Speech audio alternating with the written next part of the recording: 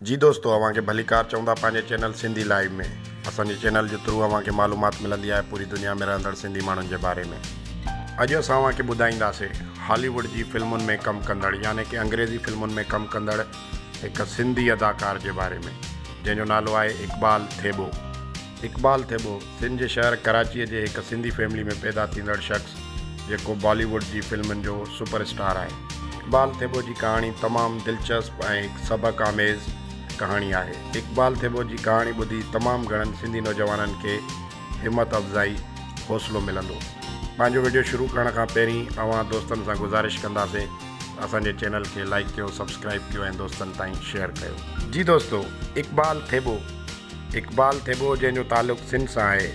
इक़बाल थेबो जो जनमु 20 दिसंबर 1963 कराची शहर में थियो।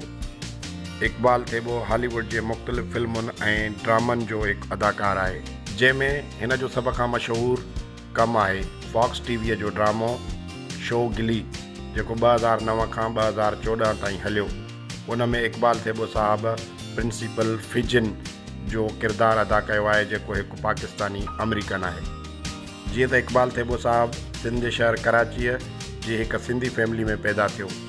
हिन कराची में पाकिस्तानी उर्दू ड्रामनि में अदाकारी कई, पर कंहिं बि सबब जे करे कामयाबु न रहियो। उन खां पोइ इक़बाल साहब अमेरिका वियो ऐं उते 1981 में यूनिवर्सिटी ऑफ ओकलाहोमा में दाख़िला वरिती सिविल इंजीनियरिंग डिपार्टमेंट में, पर थोरे वक़्त खां पोइ यूनिवर्सिटीअ मां कढियो वियो।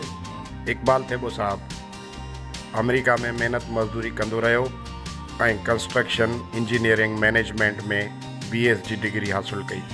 उन खां पोइ 1986 में वरी ॿीहर वापसि आयो साॻी यूनिवर्सिटी ऑफ ओकलाहोमा में ऐं थिएटर में डिग्री हासिलु कई।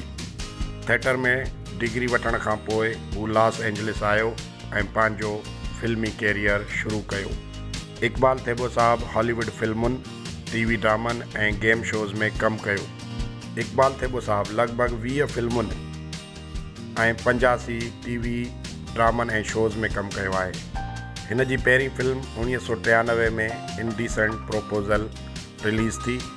उन खां पोइ just looking, drive in, sour grapes, basketball, dancing at the Blue Iguana, guardian, birds eye, blind dating, Frankenhood, Transformers dark of moon, Indian Spiderman, flying for keeps, the Scott, the tiger hunter, Lego Scooby Doo, blow out beach bash, driver X, green book, the illegal, useless human. इहे कुझु नाला हुया इक़बाल थेबो साहब जी फिल्मुनि जा जेके हिन Hollywood में कयूं आहिनि।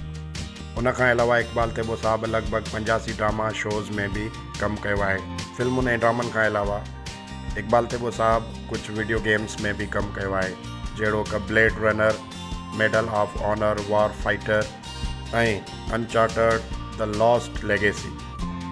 अवां दोस्तनि खे वधीक ॿुधाईंदा हलूं त इक़बाल थेबो साहब हिकु पाकिस्तानी उर्दू फिल्म जेका न्यूयॉर्क अमेरिका में पिक्चराइज़ कई वई, उन में बि कमु कयो आहे। उन फिल्म जो नालो आहे सोने का पिंजरा।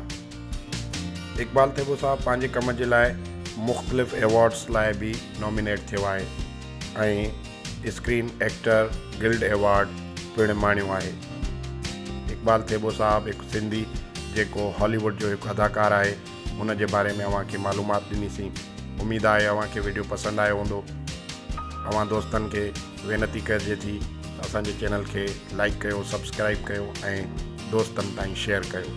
वॾी महिरबानी। लख थोरा। जी लतीफ़। जय झूलेलाल।